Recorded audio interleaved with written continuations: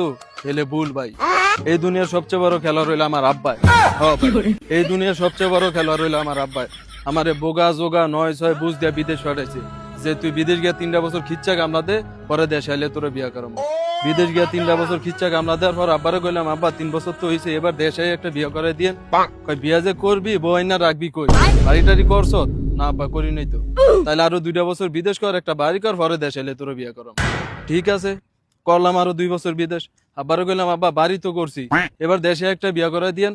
কই বিয়া যে করবি বউ কি তোর চেহারা দেখে দিয়া দিব? সোনা গহনা কিনো লাগতো না? সোনা গহনা কিনছস? না আব্বা কিনি নাই তো। কই তাইলে আরো 2টা বছর বিদেশ কর, সোনা গহনা কিন, পরে দেশে আইলে তোরে বিয়া করাম। ঠিক আছে, সুন্দর কথা, সোনা গহনা ছাড়া তো বউ দিত না। করলাম আরো 2 বছর বিদেশ। আব্বারে কইলাম, আব্বা সোনা গহনা তো কিনছি, এবার দেশে একটা বিয়া করে দিয়েন।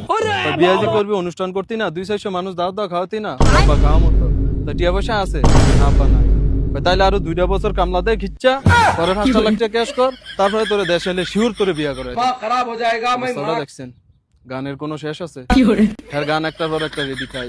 মানে আমারে বিয়া করাবে হে দুর্বলতা সুযোগ নিয়ে আমারে যা খেলা দেখাইতেছে ভাই, আমি শিওর সামনের ব্যালন্ডিয়র আমার আব্বাই খেলবে।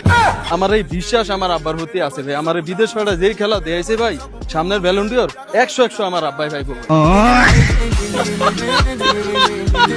সেলুট আব্বা, সেলুট। আন্নের মতো আব্বা ভাই আমি গর্বিত। আন্নের মতো আব্বাই তো প্রত্যেকটা ঘরে ঘরে দরকার। আরে আব্বা রে, আমার একটা আব্বাই